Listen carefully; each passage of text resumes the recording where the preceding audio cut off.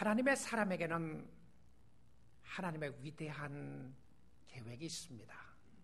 그 계획은 축복이고 그 계획은 생명을 주는 것이며 그 계획은 우리로 하여금 풍성하게 하는 것입니다.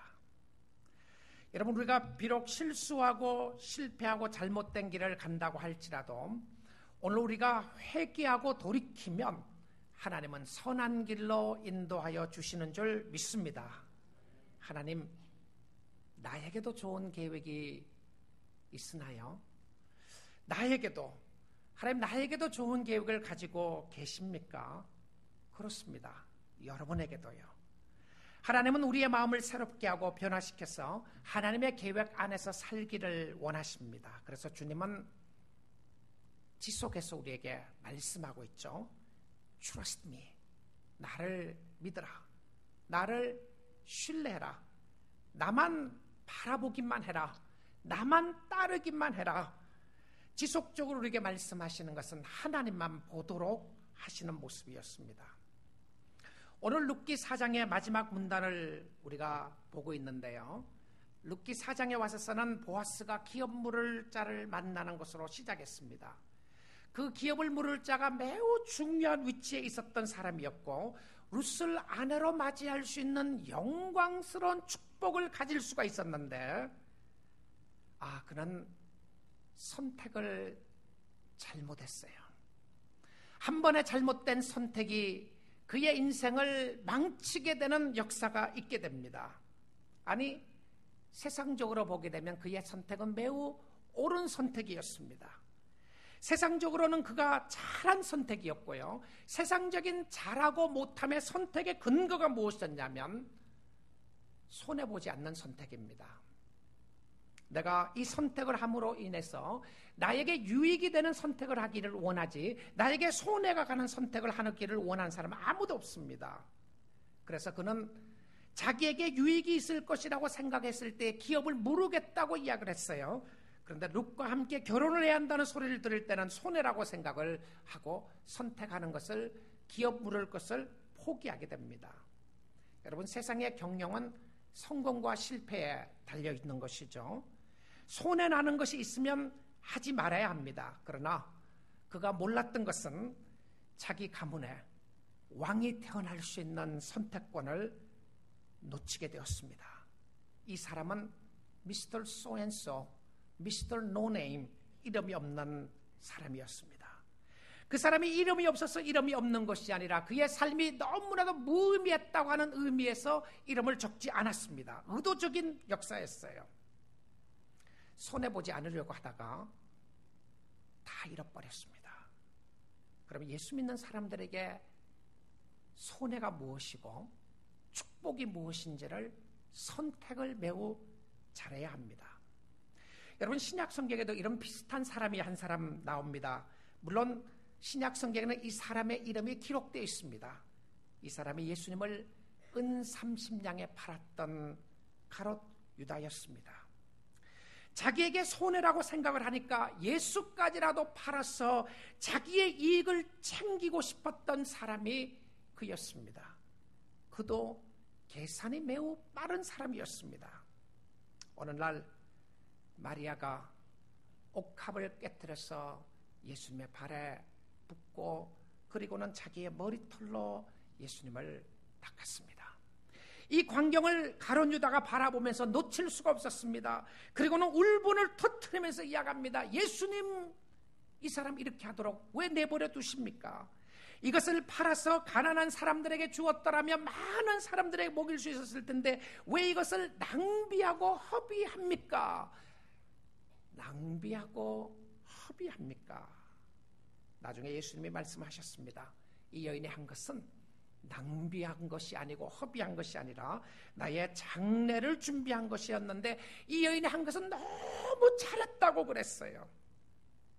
복음이 전해지는 곳곳마다 이 여인의 행적을 말해서 그를 기념하라고 이야기했습니다. 여러분, 예수님께 한 어떤 헌신과 희생과 수고와 봉사도 낭비가 아니고 헛된 것이 아닌 줄 믿습니다.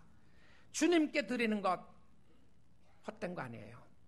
여러분, 오늘 주님 앞에 예배드리러 오시겠다고 헌신하고 나오신 이 사건, 예배를 드리는 여러분의 심령 속에는, 하나님의 은혜로 채워주시는 여러분의 심령 속에는 허비가 아니고 낭비가 아니고 하나님께서 주신 놀라운 축복이 있게 되는 줄 믿습니다.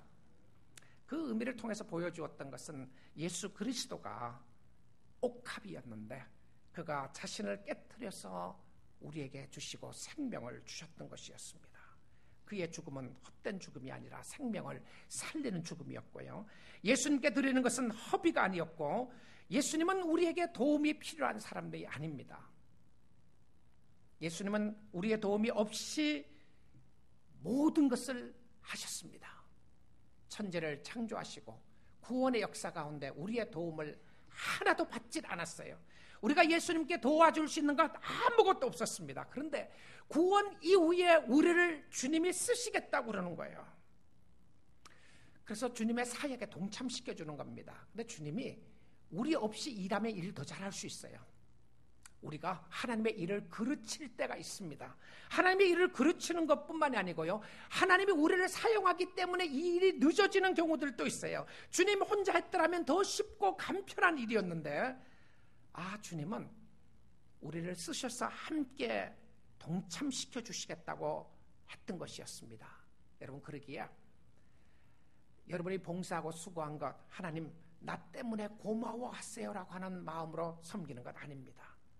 오늘도 주님이 나를 사용하셔서 주님의 사역에 동참시켜 주시니까, 나 같은 사람을 써주시니까 하나님 너무너무 감사합니다. This is my pleasure. It is my pleasure to serve you. 내가 당신을 섬길 수 있고 당신을 예배할 수 있고 당신의 백성들을 섬길 수 있다고 하는 것은 This is my pleasure. 내가 당신을 섬길 수 있다는 것은 영광입니다. 그런 마음으로 섬길 수 있기를 주님의 이름으로 축복드립니다. 왜 그런지 설명할게요. 자, 오늘 본문의 말씀의 초점은 누구로 향하고 있는가? 여러분, 룻기 4장에 와서는 룻이 이야기하는 장면이 하나도 없어요. 보아스가 룻에 대한 행동은 있고요, 룻이 아이를 낳았다, 그거는 있는데 룻이 이야기하는 마지막 장면이 없어요. 여러분, 이 하나님의 사랑에 대한 인간의 아름다운 사랑의 모습을 표현했던 이 룻기서가 마지막 피날레를 멋지게 장식을 하려면 룻이 그래도 주인공인데 한마디 해야 되지 않겠어요? 내가 하나님을 만났더니 멋진 하나님이었더라. 그래, 그때 내가 결정하길 잘했지. 내가 사실은 시어머니를 따르고 싶지 않았던 거야. 그 시어머니 마음에 상처 많은 건 내가 알고 있었어. 그런데 그 시어머니에 따른 것이 아니라 시어머니가 믿고 있는 하나님을 따랐던 것이야. 그랬더니 하나님께서 나에게 이렇게 멋지고 아름다운 남편을 주셨어. 그래서 결혼식으로 끝나야 될 것 같은데요, 룻이 이야기하는 것 한마디도 없습니다. 룻은 사일런트하게 있어요. 왜 그러냐면 이 모든 초점과 관심은 룻과 보아스를 통해 태어나는 아이에게 맞춥니다. 이 아이가 소망이었어요. 이 아이가 중심이었습니다. The baby is the center of this scene. 이 아이가 모든 것의 초점이었고 모든 것을 회복시키는 아이가 이 아이였습니다. 그래서 멋진 결혼식이 없어요. 오히려 어떤 룻과 보아스의 아름다운 사랑의 이야기를 했더라면 정말 멋지고 아름다운 결혼식으로 말미암아 주위의 사람들이 축복하는 것으로 끝났으면 좋았을 텐데 멋진 결혼식의 모습이 없고요, 룻이 아이를 가졌더라, 이겁니다. 13절 말씀 보겠습니다. 이에 보아스가 룻을 맞이하여 아내로 삼고 그에게 들어갔더니 여호와께서 그에게 임신하게 하심으로 그가 아들을 낳은지라. 여러분, 여기서 핵심되는 단어가 무엇이죠? 여호와께서입니다. 여호와께서 룻에게 아들을 주셨다. 아니 결혼해서 아이 갖는 게 뭐가 대수라고 이렇게 표현을 했겠습니까? 그런데요, 룻은 결혼하고 나서 10년 동안 아이를 갖지 못했습니다. 근데 성경에서 여인들이 아이를 갖지 못하는 사건들이 여러 번 나와요. 이제 그때마다 하나님이 기도함으로 말미암아 하나님께 기도함으로 하나님이 아이를 주시는 경우들이 여러 번 있었어요. 근데 여호와께서 아들을 주셨다. 근데 이 아이를 누가 가지게 되죠? 룻이 아이를 낳았어요. 그러면 주위의 사람들이 어떻게 해야 되나요? 일반적인 모습으로 생각하면 룻을 축복해야 되는 겁니다. 당신 멋진 여인입니다. 당신을 통하여 아들을 주셨군요. 아들을 주셨다고 하는 축복의 모습이 나와야 하는데 아들은 룻이 가졌는데 축복은 누가 받습니까? 나오미가 받게 돼요. 사람들이 나오미를 축복합니다. 왜 그런가요? 의도적인 모습이 있었던 것이죠. 룻기서의 시작은 나오미의 궁핍함으로 시작했습니다. 그 땅에 기근이 들었고 기근이 들을므로 말미암아 나오미가 베들레헴 하나님의 빵집이었다고 하는 베들레헴을 떠나서 모압 지방으로 가게 됩니다. 모압 지방에 가서 잘 먹고 잘 살았나요? 아니었습니다. 하나님을 떠났던 그들의 삶 속에는 공허함과 답답함과 억울함과 분노와 힘들고 어려운 죽음을 맛보게 됩니다. 사랑하는 남편이 죽게 되고 또한 두 아들을 잃게 됨으로 말미암아 얻었던 그녀의 공허, 그녀의 답답함, 그녀의 쓴뿌리 그것으로 가득 차 있어서 다시 베들레헴으로 돌아오면서 그녀가 고백했던 것은 하나님이 나로 하여금 풍성하게 해주셨는데 내가 하나님을 떠나고 난 이후에 나는 궁핍하게 아무것도 없이 비어서 돌아오게 됐다, 이렇게 표현했어요. 근데 사실 보게 되면 나오미가 떠날 때에 풍성하지 않았습니다. 물론 풍성했던 의미가 남편이 있었고 자녀들이 있었다고 하는 의미에서는 풍성했어요. 근데 나오미가 몰랐던 것이 있었어요. 나오미가 돌아오면서 그가 빈손으로 돌아오지 않았고 그의 옆에 한 사람이 있었습니다. 그가 누구였나요? 룻이었습니다. 룻을 데리고 왔어요. 근데 나오미는 룻은 아무것도 아닌 것처럼 취급했어요. 캔슬을 해서 no one. 너는 모압 여인인데 너는 나에게 중요한 사람이 아니야. 그렇게 생각하고 따라왔어요. 근데 성경은 아무것도 아닌 것 같은 사람을 통해서 하나님의 위대한 계획을 이루어 나가시는데요. 룻의 삶 속에 회복의 근거로 사용했던 사람이 누구냐면 보아스였고, 보아스의 삶 속에 회복의 근거로 사용하고 룻을 사용해서 사용했던 나오미의 삶 속에 회복의 근거는 룻과 보아스였습니다. 그런데 보니까 룻이 아니라 룻을 통하여 태어나는 아이로 말미암아 온전하게 채워지는 역사를 설명합니다. 나오미에게 필요했던 것은 양식만이 아니라 구원자였던 것을 성경은 이야기합니다. 자, 여러분 성경을 다시 보시면서 14절 15절을 보기를 원합니다. 여인들이 나오미에게 이르되 찬송할지로다. 그렇죠? 나오미가 아기 낳은 것이 아니고 아이를 낳은 것이 아니라 룻이 아이를 낳았는데 주위의 여인들이, 여성들이 나오미를 찬송합니다. 여호와께서 오늘 내게 기업 물을 자가 없게 하지 아니하셨도다. 이 아이의 이름이 이스라엘 중에 유명하게 되기를 원하노라. 이는 내 생명의 회복자이며 내 노년의 복량자라. 곧 너를 사랑하며 7 아들보다 귀한 내 며느리가 낳은 자로다 하니라. 여러분, 그의 상황 속에서 이야기하고 있는 것은 무엇이냐면 그 아이가 Redeemer, kinsman Redeemer이라고 이야기했죠. 그의 아들이 기업 물을 자가 되었다. 그리고 이 아이가 이스라엘에서 유명해지기를 원한다. 그리고 또 뭐라고 이야기합니까? 이 아이가 내 생명의 회복자이다. 그리고 내 노년의 복량자이다. 누가요?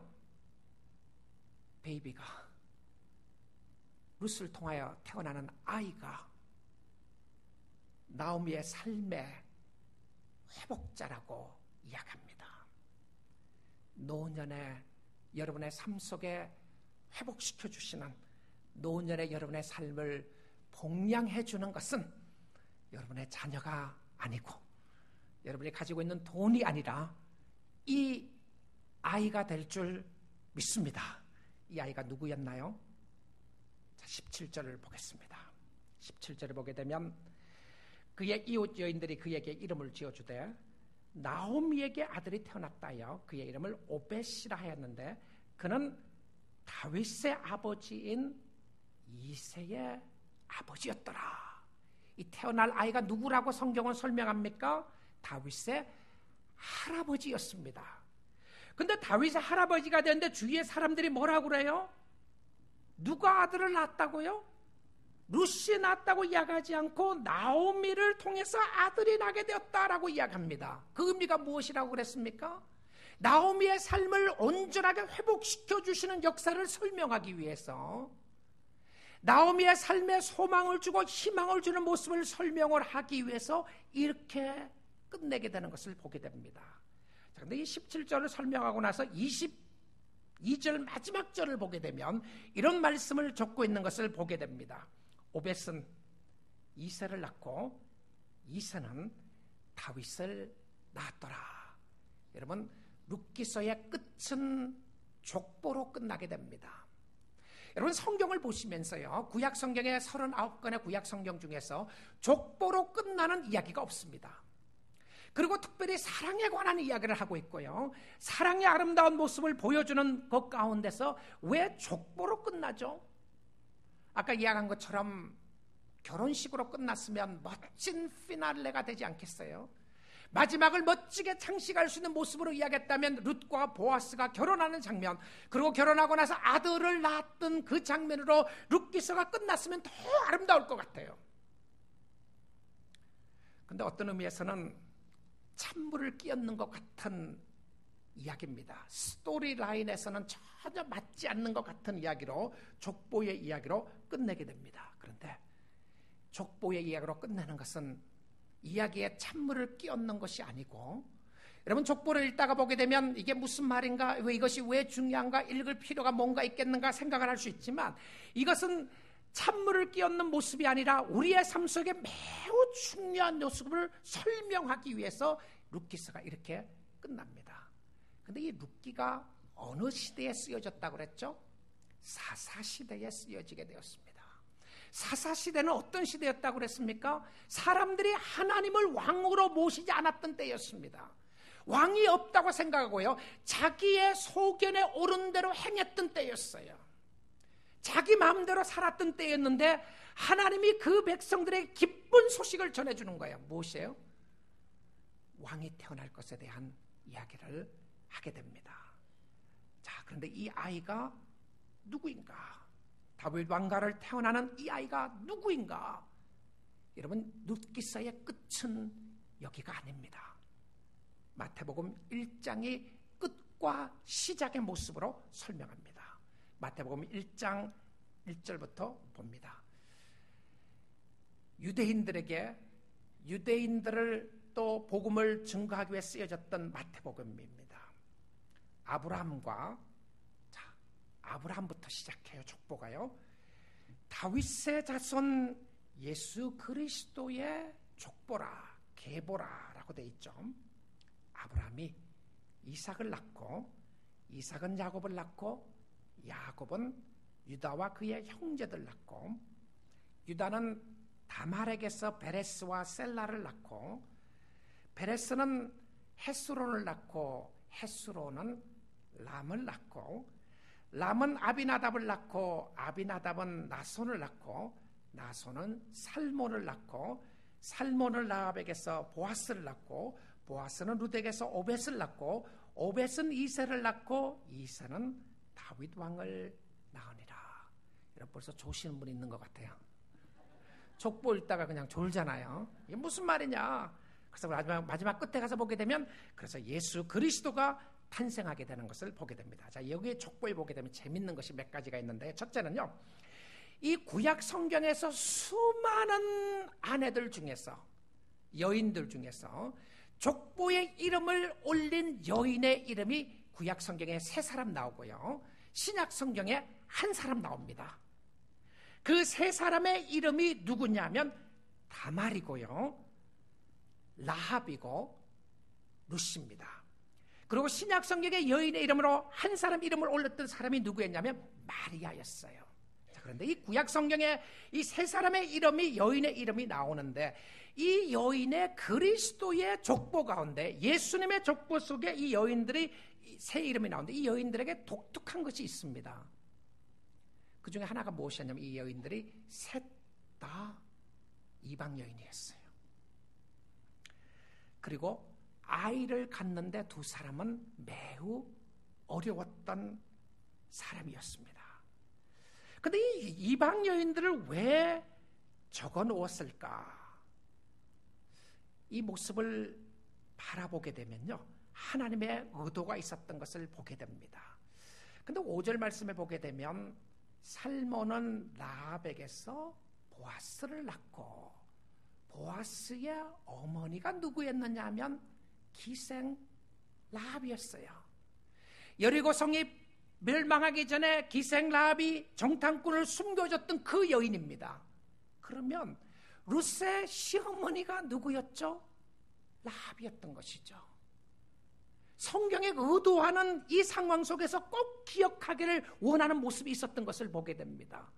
왜 기생 라합을 등장시키고 프라스티튜드였던 것이죠. 그리고는 이 모압 여인 룻을 등장시켜서 이야기를 했을 것인가? 근데 그 목적이 있어요. 그 목적이 무엇이었냐면 바로 마태복음 1장에서 설명을 하고 있는 것을 보게 됩니다. 1장 21절입니다. 예수님에 대해서 이야기를 하면서 아들을 낳으려니 그 이름을 예수라 하라. 그가 자기 백성을 그들의 죄에서 구원할 자이시라 하니라.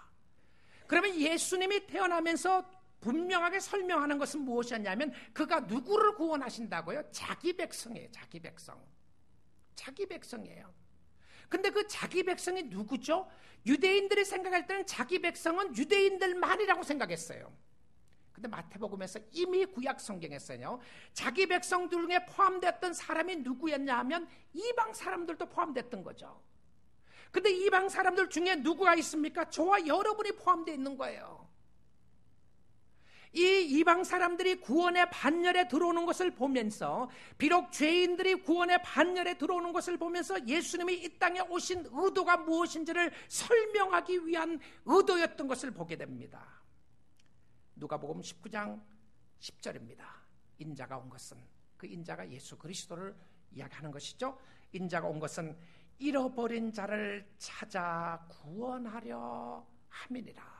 잃어버린 자가 누구였나요? 죄 가운데 잃어버린 자를 찾아서 구원하기 위해서 왔다라고 그렇게 이야기합니다. 그런데요, 이 족보를 보다가 여러분이 캐치하셨는지 모르겠는데 룻기 4장에서 이새에 대한 이야기를 2번이나 합니다. 그리고 다윗에 대한 이야기를 해요. 왜냐하면 왕가에 대한, 왕을 통해서 태어났다는 이야기를 하는데요. 근데 신약 성경에 와서 족보에 대한 이름만 쭉 설명해요. 누구를 통해서 누구를 낳고, 누구를 통해서 누구를 낳고 이야기를 하다가 다윗에게 가서만 신분과 직분을 밝힙니다. 무슨 이야기를 하고 있죠? 왕이라고 하는 것을 설명합니다. 다윗 왕이었다고요. 그것은 다윗의 왕가의 가문을 통해서 오신 예수 그리스도가 구원자만이 아니라 그가 왕이었다는 것을 설명하는 거예요. 자, 유대인들에게는 이것이 매우 중요한 요소였습니다. 예수가 다윗의 왕의 가문을 통해서 오셨구나. 그럼 예수님이 누구죠? 다윗의 자손이죠. 다윗의 자손입니다. 근데 예수님이 바리새인들, 그 당시에 종교 지도자들 최고의 유식한 종교 지도자들 중에 한 분류의 사람들이 바리새인들이었어요. 그 바리새인들과 예수님이 자신에 대해서 설명하면서 어느 날 질문을 하시기 시작하셨습니다. 무슨 질문을 했느냐 하면 마태복음 22장에 이런 질문을 하셨어요. 바리새인들이 모였을 때에 예수께서 그들에게 물으시되, 바리새인들에게 묻는 질문이에요. 뭐라고 묻냐면 너희는 그리스도에 대하여 어떻게 생각하느냐?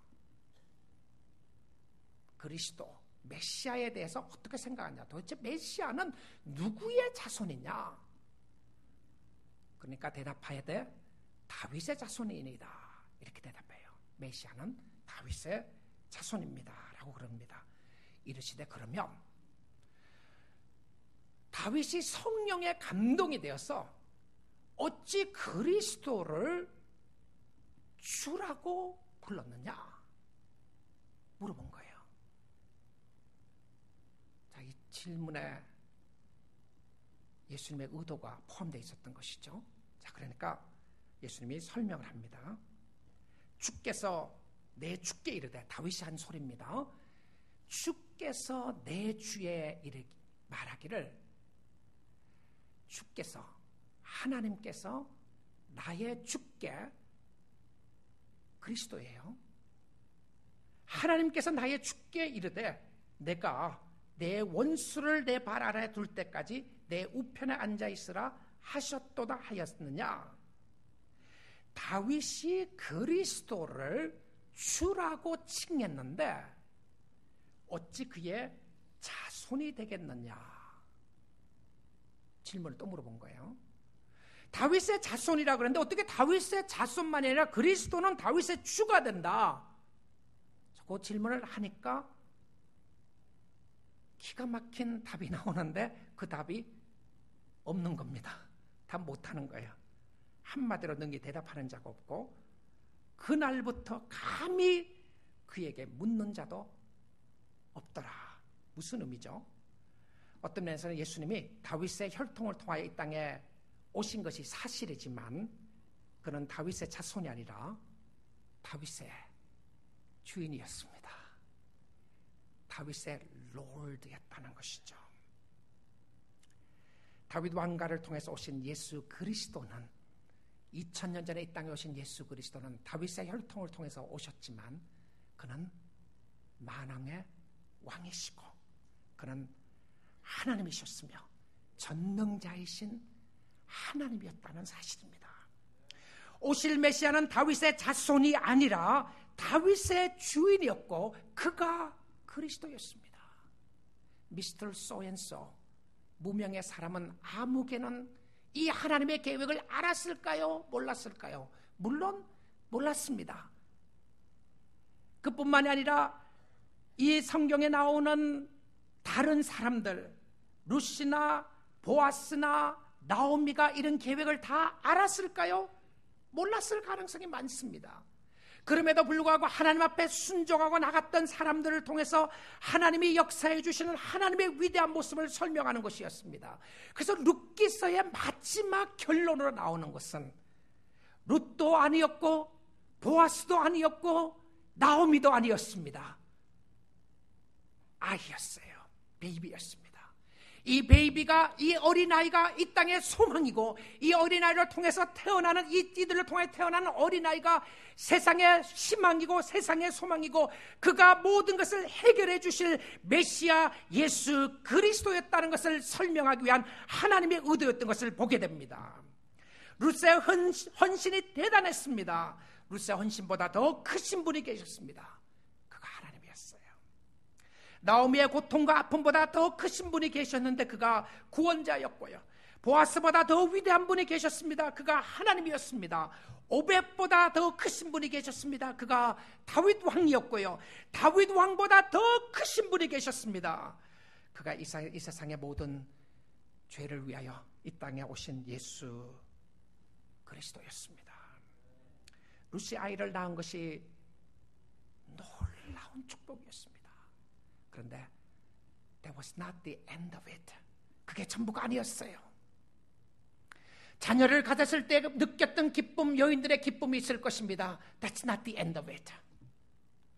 여러분, 물질을 풍성에 가졌을 때 느끼는 기쁨이 있었을 것입니다. That's not the end of it. 여러분, 병들었을 때 그것이 끝이라고 생각합니까? 소망이 어디에 있겠습니까?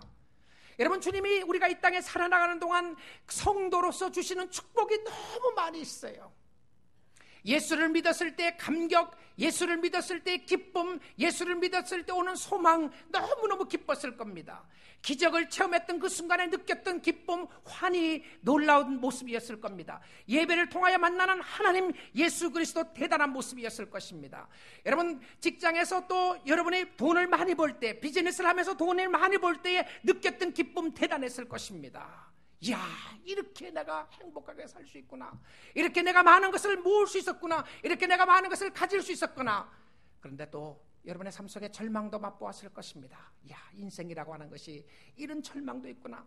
나는 순풍의 돛을 타는 것처럼 다 잘 되는 줄로 생각했더니 갑자기 내 자녀에게 문제가 생기게 되고 내 남편과 아내 사이에 문제가 생기게 되고 건강에 어려움이 오게 되고 친구들과의 잘 나가던 관계가 어려워지게 되고 정말 돈이 여러분의 심령을 지켜주고 영원하게 잘 살 것이라고 생각했던 물질이 하루아침 순간에 없어지는 것을 보면서 이게 끝이 아니구나 생각한 적 있지 않습니까? 절망 가운데 살 적이 있지 않습니까?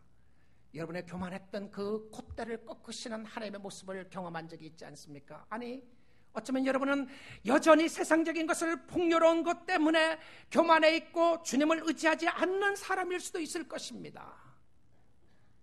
아, 나는 하나님 없이도 살 수 있어. 하나님 뭐가 필요해? 내가 필요할 때 찾으면 되는 것이고 지금은 필요 없어. I don't need him right now. Not right now. 아, 주님을 통하여 느끼는 축복, 은혜, 감사 정말 놀라운 겁니다. 저는 제 마음속에 요즘 더 그런 생각을 주시는데요. 정말 하나님 믿고 하나님을 섬길 수 있다는 것이 얼마나 감사한가. 내가 예수를 믿지 않았더라면 어땠을까? 목사가 되고 안 되고가 문제가 아니라 나 같은 죄인을 구원하러 오신 주님의 은혜가 얼마나 큰 것인가. 그런데 나 같은 죄인을 목사로 삼아주시고 성도들에게 하나님의 위대한 하나님을 증거할 수 있는 영광스러운 특권을 주신 게 얼마나 감사하냐. 성경을 묵상하고 여러분에게 선포하기 위하여 말씀을 준비할 때 느끼는 환희와 기쁨과 감사가 있습니다. 너무 감사해요. 아마 여러분의 삶 속에도 그런 모습이 있을 겁니다. 정말 주님이 너무 감사하다. 그런데 That's not the end of it. 그게 끝이 아닙니다. The best is yet to come. 최고의 것은 오고 있습니다. It's coming. It's coming. 절망도 끝이 아니고요. 희망도 끝이 아니고 여러분이 가지고 있는 소망도 끝이 아니고 어려움도 끝이 아니고 The best is yet to come. 최고의 것은 오고 있습니다. 바울이 환난을 당한 거예요. 예수를 믿다가 복음을 증거하다가 환난이 있고 핍박이 있으니까 여러분 힘들지 않겠어요? 순풍에 돛을 단 것처럼 잘 크루즈를 할 줄로 생각했는데 어려움을 당하니까 힘들지 않겠어요?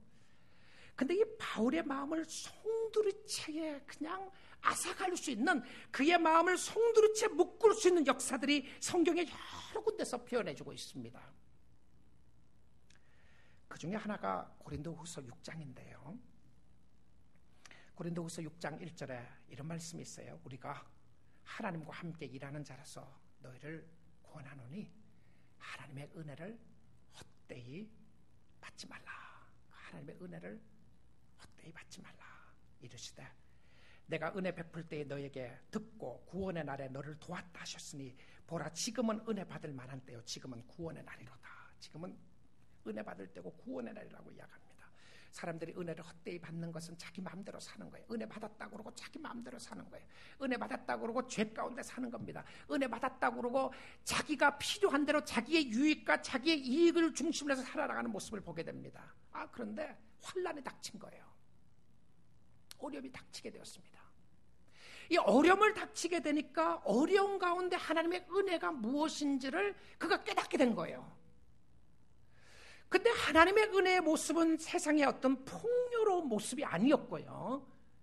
그의 마음속에 무엇을 소유하고 누구를 소유하고 있었는가에 대한 그의 내적인 힘이었습니다. 여러분, 우리 성도들에게 필요한 것은요, 이런 내적인 힘이 필요한 거예요. 오늘 나를 나되게 하신 하나님의 은혜와 내일을 살아갈 수 있는 내적인 힘 말입니다. 오늘 눈을 다시 떴을 때 나의 심령 속에 나타난 내적인 힘을 이야기하는 거예요. 그런데 그 내적인 힘을 이야기하면서 고린도후서 6장에 가서 8절에 이렇게 이야기합니다. 영광과 욕됨으로 그리했으며, 그러니까 하나님을 섬기다가 보니까 영광의 모습도 있고 욕을 당하는 모습도 있고 악한 이름과 아름다운 이름으로 그리했으며, 우리는 자신과 함께 섬기는 동력자들에서 이야기합니다. 우리는 속이는 자 같으나 참되고 무명한 자 같으나 뭐라고요? 뭐라고 되어 있습니까? 유명한 자요. 이름이 없는 것 같으나 유명한 사람들입니다. 전혀 감동이 안 오시는 얼굴로 보시는데 여러분 유명한 사람들이에요. 하나님이 기억하시고 하늘나라의 생명책에 여러분의 이름이 기록된다면 기록되어 있으면 유명한 거 아니겠습니까? 그렇죠. 죽은 자 같으나 보라 우리가 살아있고 징계를 받는 자 같으나 죽임을 당하지 아니하고 근심하는 자 같으나 뭐라고요? 항상 기뻐하고 근심이 있는 것 같은데 항상 기뻐하고 가난한 자 같으나 많은 사람을 부유하게 하고 아무것도 없는 자 같으나 뭐라고요? 모든 것을 가진 자로다. 아멘. 바울이 생각했던 아무것도 아닌 것과 모든 것은 바울이 생각했던 가난한 것과 부유함이라고 하는 것은 그 모든 것의 핵심은 무엇이었냐면 예수 그리스도였습니다. 그의 삶 속에 그리스도를 모시고 살아나가는 삶 가운데 주셨던 하나님의 은혜와 축복을 바라보게 되었던 것이었어요. 그리고는 그의 삶 속에 하나님의 영광을 보기 시작합니다. 하나님의 영광을 보기 시작하니까 너무 놀라는 거예요. 그래서 그는 고백합니다. 현재 당하는 고난과 아픔이 앞으로 올 영광에 좋게 비교할 수 없도다. 하나님을 얼굴과 얼굴로 만날 그 순간을 생각해 보고 있습니다. 여러분, 우리는 아직 다 보지 못했어요. 우리는 구원의 역사를, 완전한 구원의 역사를 다 보지 못했습니다. 그럼에도 불구하고 우리의 삶 속에 감사가 있고 우리의 삶 속에 회복의 역사를 볼 수 있게 됐고 우리의 삶 속에 하나님의 은혜를 깨달을 수 있게 됐던 건 너무 영광스럽고 대단한 것이었습니다. 그런데 그게 끝이 아닙니다. The grand finale is yet to come. 죄를 씻어주시고 은혜를 주시는 것 대단한 것이었습니다. 그러나 육신의 장막을 벗는 순간, 죽음의 잠에서 깨어나는 순간 예수 안에 있는 자에게는 찬란한 영광이 빛나는 천국에서 깨어나게 되는 줄 믿습니다. 영광의 주님을 만나게 될 것입니다. 루시 보았던 것은 오실 메시아였습니다. 그 가정의 소망은 다윗 왕이 아니었고 다윗 왕을 통해서 다시 오실 메시아 대신 예수 그리스도였습니다. 오늘 여러분의 가정을 회복하게 해주실 것이고 여러분의 심령의 모든 회복의 요소도 예수 그리스도인 줄 믿습니다. 이것만 해도 세상에 모든 은혜를 주신 것을 바라본 것이 아니겠습니까? 오실 메시아를 바라보면서 믿음으로 사는 모습 너무 귀한 것이었습니다. 오실 메시아를 바라보면서 다시 믿음으로 사는 모습 너무 귀한 모습이었어요. 이 땅에서 예수를 믿고 사는 것이 얼마나 감사하고 얼마나 크신 하나님의 영광이겠습니까? 주를 섬긴다는 것이 얼마나 큰 영광인가요? 그러나 우리는 또한 다시 오실 예수 그리스도를 기다리고 있습니다. 우리를 위하여 처소를 예비하시고 우리가 오기를 기다리고 있는 주님이 있습니다. 잠깐 후면 우리가 가지고 있는 기쁨, 우리가 가지고 있는 슬픔, 우리가 가지고 있는 절망, 우리가 가지고 있는 낙심, 우리가 가지고 있는 소망, 세상의 그 무엇까지라고 할지라도 바꿀 수 없는 하나님의 영광의 모습이 기다리고 있음을 보게 됩니다. 우리의 눈에 눈물을 닦아주실 것이고 우리의 삶 속에 기쁨과 영광으로 채워주실 그날을 기다리고 있습니다. 어린 양 대신 예수 그리스도의 혼인 잔칫날입니다. 룻과 보아스의 결혼식을 그러지 않았던 것은 그들의 삶이 아무리 기뻐도 룻이 보아스를 만났던 기쁨이 아무리 커도 룻이 아이를 가졌던 기쁨이 아무리 커서도 그것은 앞으로 올 기쁨에 맛본 것밖에 없는 것이었습니다. 그래서 결혼식의 모습이 없었어요. 마지막 결혼식의 모습은 하늘나라에 준비해놓고 있었습니다. 우리의 확실한 소망의 모습이었던 것이죠. 계시록 19장 5절부터 봅니다. 보좌에서 음성이 나서 이르시되 하나님의 종들 곧 그를 경외하는 너희들아 작은 자나 큰 자나 다 우리 하나님께 찬송하라 하더라.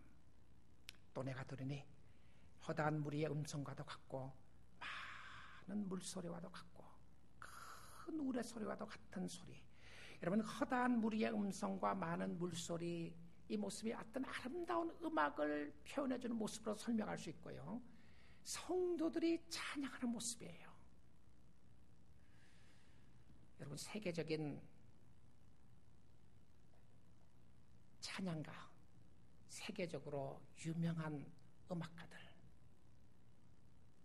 그 사람들의 음악이 아름답죠. 그런데 천성에서 부르는 성도들의 죄로 테인트 떼지 않는, 죄로 물들지 않는 성도들의 소리는 표현할 수 없는 아름다움이었습니다. 그래서 그것을요, 검은 것 타는 소리로 표현했다가 물소리로도 표현하고 정말 최고의 아름다운 소리로 표현했는데, 근데 큰 우레 소리와 같은 소리도 나는데 그 소리를 들어보니까 뭐라고 그러냐면 할렐루야, 그러니까 할렐루야, 주 하나님, 주 여호와 할렐루야, 주 우리 하나님 전능하신 이가 통치하시도다. The Lord reigns. Almighty God is in control. 전능하신 하나님이 통치하신다 그러면서 찬양하는 소리가 들리는 거예요. 그리고 7절 말씀입니다. 우리가 즐거워하고 크게 기뻐하며. 여러분, 여기서 즐거워하고 기뻐하라고 하는 명령어가 없습니다. 여러분, 천국 가면요, 명령어가 없어요. 즐거워하란 말 할 필요가 없어요. 기뻐하란 말 할 필요가 없어요. 왜냐하면 저절로 기쁨이 충만한 거예요. 저절로 감사가 충만하게 채워진 거예요. 감사와 기쁨과 찬양과 영광으로 충만하게 채워지는데, 그 채워지는 핵심이 무엇이었냐면 어린 양의 혼인잔치였습니다. 어린 양의 혼인잔치에 시간이 다 됐어요. 그의 아내가 다 준비되어 있습니다. 그의 아내가 누구인가? 그에게 빛나고 깨끗한 세마포 옷을 입도록 허락하였으니 이 세마포 옷은 성도들의 옳은 행실로다 하더라. 천사가 내게 말하기를 기록하라. 어린 양의 혼인잔치에 청함을 받은 자들은 복이 있도다 하고, 또 내게 대답하되 이것은 하나님의 참된 말씀이라 하기로. 어린 양의 혼인잔치에 초대받은 사람은 복된 사람이다. 근데 성도들은요, 게스트로 초대받는 것이 아니고 신부로 초대받게 되는 줄 믿습니다. 어린 양의 혼인잔치에 초대받은 신부들은 어린 양의 피로 구속함을 받은 하나님의 백성들이었습니다. 여러분, 어린 양의 혼인잔치에 초대받았다는 확신 있으시나요? 초대장 가지고 있습니까? 그 초대장이 뭐죠? 예수 믿는 증거입니다. 내가 예수를 믿고 있는 증거예요. 내가 하나님을 아버지라고 부르는 증거이고 예수 그리스도를 통하여 주시는 은혜의 증거였습니다. 그러면 교회가 신부다. 그럼 교회가 누구죠? 성도들 아닙니까? 성도가 신부예요. 근데 신부들하고 예수님이 약혼식을 한 약혼 관계예요. 약혼해놓고 한눈 팔면 되겠습니까? 약혼하고 나서 다른 사람 자꾸 기웃거리고 다른 남자 쳐다보고 다른 남자 따라가면 되겠어요? 신랑이 기다리고 있는데 말입니다. 여러분의 신랑은, 우리의 신랑은 세상이 아닙니다. 우리의 신랑은 돈이 아닙니다. 우리의 신랑은 사단이 아니에요. 우리의 신랑은 거짓말장이 죄가 아닙니다. 사단은 우리의 신랑이 아니고 그는 우리를 죽이려고 하는 악한 악령입니다. 여러분의 신랑이 예수님이어야 천국잔치에 참여할 수 있게 될 것입니다. The best is yet to come. 아름다운 음식을 먹고 최고의 맛있는 음식을 먹고 최고의 자리에 초대받았을 때에 느끼는 환희 있죠. 그는 좋게 비교할 수 없는 모습입니다. 그의 어린 양의 혼인잔치에 참여하게 되는데 그 기쁨과 감사가 충만하게 될 것입니다. 여러분의 고통이 사라지고 주를 만나는 영광으로 채워지게 될 것입니다.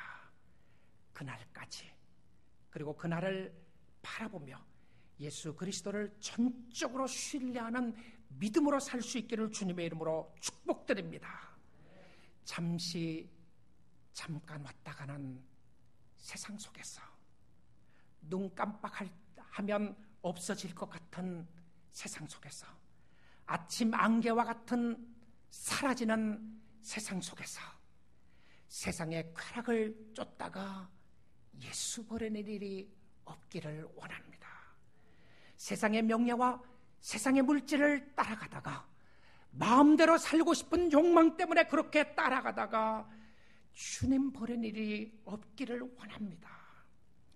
세상의 욕망을 따라가다가 하나님의 마음을 아프게 하고 하나님을 대항하면서 살지 말고 하나님을 기쁘시게 하며 섬기다가 하나님을 맞이하고 하나님을 바라볼 수 있는 놀라운 역사가 여러분의 심령 가운데 있기를 원합니다.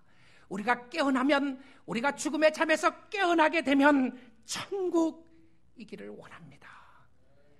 죽음의 잠에서 깨어났는데 지옥이면 That's too late. 너무 늦었어요. 그러나 지금은 늦지 않았습니다. 지금은 기회가 있어요. 하나님이 여러분에게 주신 기회가 있습니다. 그래서 예수 앞으로 나오십시오. 여러분, 힘드는 가운데서도 소망을 가질 수 있는 것은, 절망 가운데서 낙심을 가질 수 있는 것은, 여러분의 인생이 비록 힘들고 어렵다고 할지라도, 여러분의 삶 속에 닥치는 풍랑 때문에, 말로 형용할 수 없는 어려움 때문에, 가정의 어려움 때문에, 건강의 문제 때문에, 경제적인 문제 때문에, 먹고 사는 문제가 아무리 어렵고 힘들다고 할지라도 잠깐 오면 오실 메시아를 버리지 않기를 원합니다. 주님 사랑하고 섬길 수 있기를 원합니다. 주님의 축복이 함께하기를 원하는 것은 The best is yet to come. 오고 있습니다. 믿음으로 사시면 반드시 승리하게 될 것이고, 믿음의 영광의 모습으로 하나님의 풍성한 은혜로 채워지게 될 줄 믿습니다.